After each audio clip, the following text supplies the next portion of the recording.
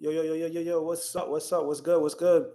It's your boy Mike K. Smith back with another fire stream. We're back at it talking some Olympics, Paris, basketball. What's going on, y'all? This is the start of the quarterfinals, and we know Serbia just beat Australia. Serbia is going through the next round. But most importantly, I want to talk about the French beating Canada. Speaking of Australia, and Australia versus the Serbs. One, Nikola Jokic is phenomenal. Nikola Jokic is still arguably the best player in the world. He just dictates the flow of the game so much. And credit to him coming in and kind of just fitting in with that Serbia team. They went to I believe, the finals during FIBA, the FIBA Olympic tournament and stuff like that. He just came in and he's just been like their glue, their engine. But hopefully they can understand, like, okay, he's still the best player in the world. We want to find him opportunities to touch and have the basketball as much as possible. It's just like sometimes it feels like they don't know that he's the best player in the world and he's on their team. But other than that, they were phenomenal. And Patty Mills and Josh Giddey, they were looking like top 5 guards today. And I know a lot of people are saying we want to incorporate FIBA into the NBA, but if I'm gotta watch Patty Mills and Josh Giddey look like top 5 guards in the NBA, I don't know if I want to incorporate those FIBA rules into the NBA because that was just ridiculous. And credit to those guys, shout out to those guys. We know that particularly role players play better when they're representing their country. They just become these all-out worldly individuals when they're time to represent their country. For example, Evan Fournier. Evan Fournier is a free agent right now. Evan Fournier somebody needs to sign Evan Fournier to an NBA contract because what he just did, closing out Canada with France and hitting key shots, and just you can see his passion, his love, his energy. It was in all these guys, like when they're playing FIBA and they're playing in the Olympics, when they're representing their country, you can just see the pride and the joy that they have for their country, and it's just like it's something they can't even control. Like Victor Wembanyama is a cool, calm, and collected cat on the basketball court. But since the start of Olympic basketball, we've seen him with a lot of passion and emotion and just overall aggression. And it's just kind of like that just goes to show you what representing your country and trying to compete for a gold medal or a medal in general means to these guys, means to these players. It's very, very special and it's very, very fun to watch. And just seeing Victor Wembanyama's passion and his emotion and all these guys is very, very beautiful, I must say, because it means so much to them. And that brings me to France versus Canada. And Canada is the biggest disappointment so far in the Olympic tournament. And I'm going to say it again. Canada is the biggest disappointment so far in the Olympic tournament. And I just saw Isaiah Cowder outplay SGA. And I know SGA was a little tired, and especially he was letting defenders blow by him, getting to the rim and things of that nature because he was playing a lot of heavy minutes. Jamal Murray was a no-show. It seems like Jamal Murray recently has only been playing good when he played against the Los Angeles Lakers because he was a no-show for Canada their entire run. And it's very, very sad for Canada because the reason why I say they're a big-time disappointment is due to the fact that they had the most NBA talent outside of the USA roster on their team. And it's crazy because they could have had Andrew Wiggins, but due to the agreement with the Golden State Warriors, he couldn't play with his home country. And also could have had Zach Edey. I don't know why Zach didn't play as well. But those were two players they were supposed to have that are in the NBA. Zach is going to be a rookie, and Andrew Wiggins is an NBA champion that they didn't have. And it seemed like they really needed those two players against this France team because they got guys on the France team. Like I said, Isaiah Cowder, he outplayed SGA if you watch the game, and his just impact, he was 6 for 10 for the floor, 20 points, and he was making key shots as well. He really was a force to be reckoned with. And this is a guy that got drafted in 2000, I believe, 16, and second-round pick. So that just goes to show you what it means for these guys to play for their country, and they're leaving it out all on the floor. And for Canada, you had you had SGA, You had the boy from Indiana, Nate was it Nehmeyer? Like you had Dylan Brooks, who shouldn't be let in back into the country because he was atrocious. And that's what happens when you talk about all this trolling and things like that nature. And I love Dylan Brooks. He's that player that kind of like every team loves to have, but every team hates to go against because he's so annoying and he does things on the basketball court with being quote unquote a troll, but also being a great defensive player with this persona and attitude and things of that nature. Similar to kind of like Pat Beverly, similar to, Dennis Rodman, similar to Ben Wallace and Ron Artest and things of that nature, what they do to defensively and like trying to play that mental game against the guys that they got to guard against. But he was horrible on the offensive side of the floor. And then you had Jamal Murray struggling for the whole entire Olympics. And it was times where he wasn't even on the floor during the late games and the moments because of the fact that he was struggling so much. But due to the topic, let's get back to it. When we talk about Victor Wembanyama, we talk about somebody that is going to be the Frenchman's GOAT. Like he's going to be the French GOAT for his entire tenure, and he's going to have the responsibility to try to get them multiple medals during his NBA career, during his international career as well. He's that special, but not only that, he's going to be their French GOAT. He has the opportunity when we look at a player who I feel that can knock on a door and not just be generational, but transcending. That's what I look at when I see Victor Wembanyama. We're looking at a player that's not just a generational, a transcending talent, meaning like he could be one of those players where the future will talk about him. Like the future is going to talk, and the past is the future and the past are going to talk about LeBron James. The future and the past is going to talk about Kobe Bryant. The future and the past is going to talk about Magic Johnson and Michael Jordan. All those their impacts and things of that nature. And Larry Bird.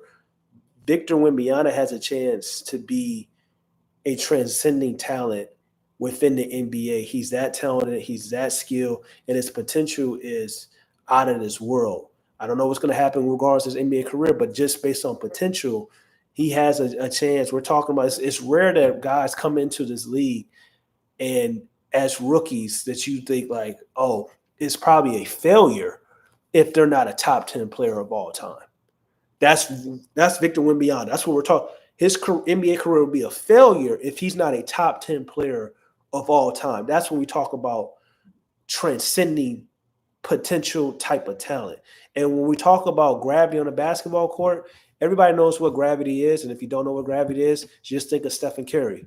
A lot of times when we talk about gravity, it's a term used when players who don't have the basketball can still affect the game in a variety of ways, mostly resulting to their shooting ability because they're so lethal beyond the arc.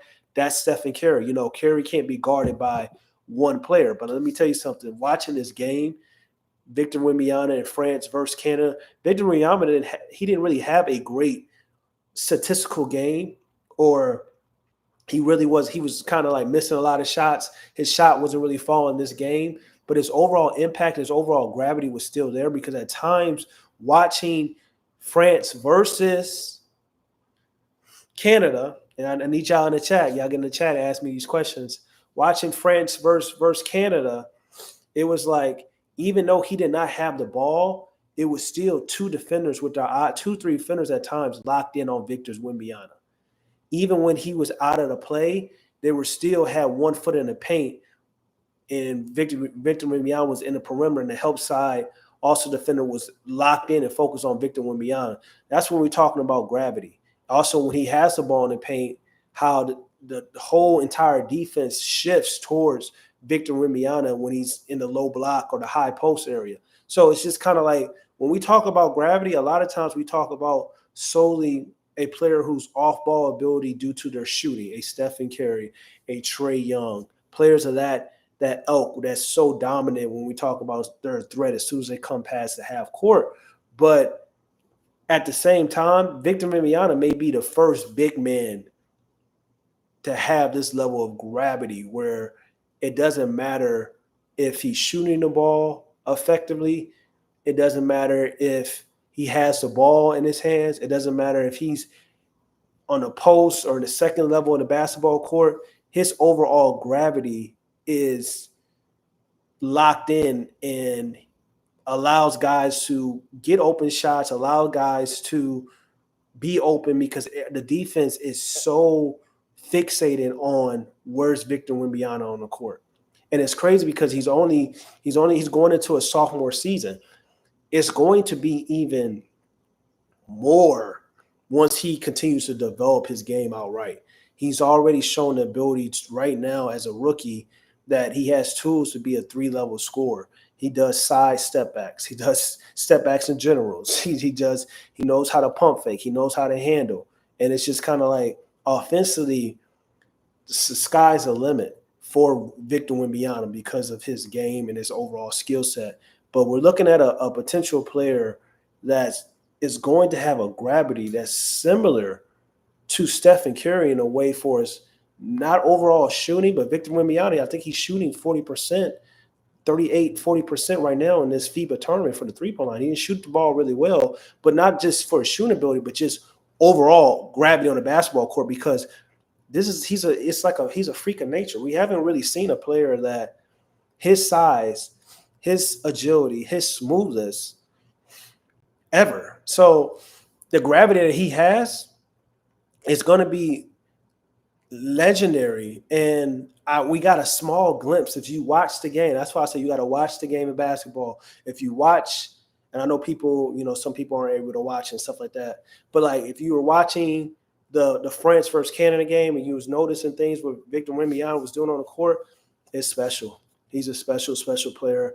The gravity is there. The overall impact defensively is always going to be there. And France is going to the semifinals, and they're going to have a chance if they win that game to possibly medal. And they just knocked off a 3-0 Canada team, arguably the second most talented team outside of the United States. And largely due to, even though Victor Wembanyama didn't play well, it was largely due to a lot of his overall impact defensively, also his gravity on the offensive side of the floor, even when he doesn't have the ball in his hands. And even when he's not scoring and shooting the ball well, he's still impactful. He's still changing the game. And so much where, like, Rudy Gobert didn't even play this game because they had to make a decision like, Canada's very small. They like to run up and down the court. Who are we going to roll with? It doesn't really make sense to play two bigs. We're going to play Victor Wembanyama. We're going to play a 20-year-old who is incredibly skilled, can also affect the game defensively, as well as has gravity on the basketball court, which is going to allow other players to be open. It's going to allow other players to have an impact due to the fact of him just being on the basketball court, because the defense is going to be fixated on, we got to stop Victor Wembanyama. Once again, it was 2 or 3 guys at times locked in and on Victor Wembanyama every time he had the ball, or also having 2 guys with their foot in the paint. There was kind of playing like a matchup zone when Victor Wembanyama was on the basketball court. So he's special. He's different. He is something that we haven't really seen before. And it just seems like when you watch the FIBA and you watch Olympics, players playing for the home country is different than working a 9-to-5 NBA job. Like it's like the love, the passion is there. It's just the energy is there. It's like so infectious. It's like a disease, like the fan base. And also France is a host nation as well. So it's just like if France makes the final and they can go out and beat, I don't know who they're playing next. But if they can go out and I think they're playing Serbia. If they can go out and possibly make the final, Serbia, and then they probably most likely play Germany. Now, they got a tough matchup, but if they can make the final, it can get like that energy, that passion. I'm not saying they can have a chance of winning, but them being the host nation and having a guy who has the gravity on the basketball court, similar to Stephen Curry, and also nobody is going to be able to guard him. And then you have then that stadium will be like packed. Like it'll be insane. That they could potentially pose the biggest threat to the United States. So let me know in the chat, y'all, what y'all think. Do you think that France can pose the biggest threat to the United States due to them being a host nation, them having Victor Wembanyama, like it can get serious a little bit. And I hope they go to the finals because I feel like the United States, they got a favorable draw. In the United States, I think they're gonna beat anybody. They're gonna beat anybody. But I would love to see Victor Wembanyama in France play the United States in the finals. And I hope the France goes on and gets to the finals. They have a challenging road. That Serbia team is very tough minded. They got some guys on there. So they got a couple NBA guys. They got Nikola Jokic as well. They're really good. And then Germany also is very great as well. They're tough. They won the FIBA championship, so they're tough as well. They got some guys, but Victor Wembanyama and the crew just beat the most talented team outside of the United States with the most NBA players on their roster. So that's saying something. So and also once again, that crowd, that energy, that passion, they were really feeding off of that togetherness that you have playing in the Olympics. So it's gonna be special. It's gonna be special. Chat, y'all believe that France can possibly go to the finals? I believe so. I believe so.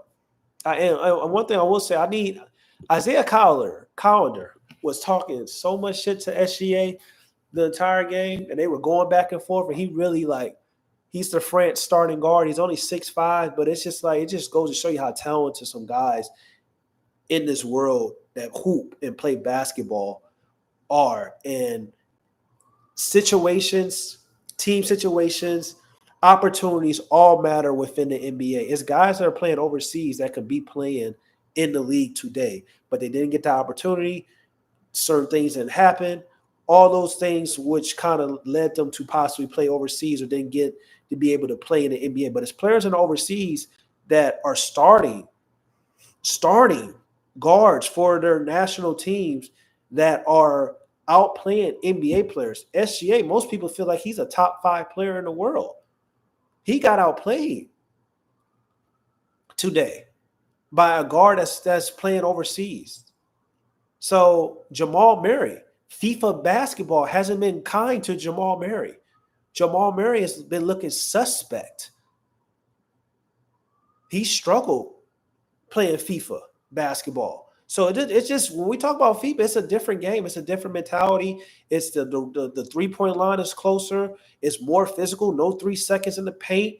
Guys can get a little bit more aggressive. And we got role players, once again, that represent their country. It's like it's like that aura of representing your country. It's like they show out. They ball. Patty Mills is retiring. He played his last game for Australia. Patty Mills is an international legend. Josh Giddey has been phenomenal. Like, Josh Giddey is, with the ball in his hands and the way he's played for Australia this tournament, he's showing that potential and that promise that where people were talking about, like, yo, he may be a traditional guard, but like the way he dictates and controls the flow of the game, like, and he has such an unorthodox kind of style of play. He's like a better version of Kyle Anderson. Like, plays very slow, methodical, but it's just like he's always one step ahead. Like, he played well. So you got guys that like are showing out and showing that, yo, I may be playing overseas, but I can be in the NBA. Or you got guys that are role players that show like FIBA, like their ultimate talent when they had the free reins to go out and play their game and to execute on the basketball court, when they ain't got to worry about feeding the ball to this player. They ain't got to worry about not taking this shots. And that's what we're seeing in the FIBA right now. But Victor Wembanyama, for his gravity, for his impact on the basketball court, we are blessed to go from LeBron James to Victor Wembanyama. Just like we were blessed to go from Kobe Bryant to LeBron James and Michael Jordan to Kobe Bryant, like, and from Magic to Mike, like, we are blessed. I think a lot of times people are get a little nervous about who's going to be the next guy for the NBA.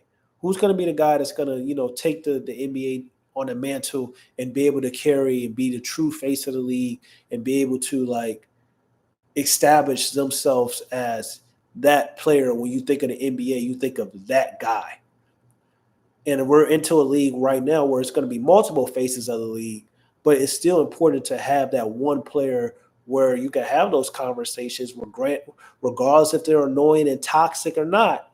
But they're also very important because it gets conversation going, it gets marketing going, it gets people talking and communicating about the game, and people outside of the fanatics of the hoop talk and of the game itself.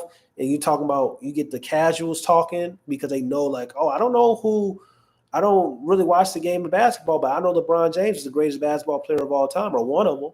People that don't even really know basketball like that. Victor Wembanyama is going to be that guy. When people who may not even watch the game are going to know who Victor Wembanyama is, because he's going to be that talented. He's going to be that skilled. He may not be the overall face for us. Like, he's going to be the face of one of the faces of the league, but he may not be that face for the be like the American style, because we know that America tends to have the face of the league be, American, and that's just kind of the truth of the matter.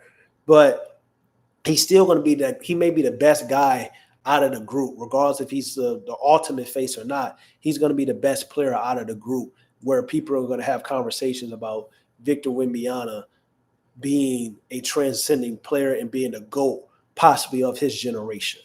And overall faces of the league, it's going to probably be Victor's going to be up there. Anthony Edwards has a chance to be there. Jason Tatum has a chance to be there. Luka Doncic.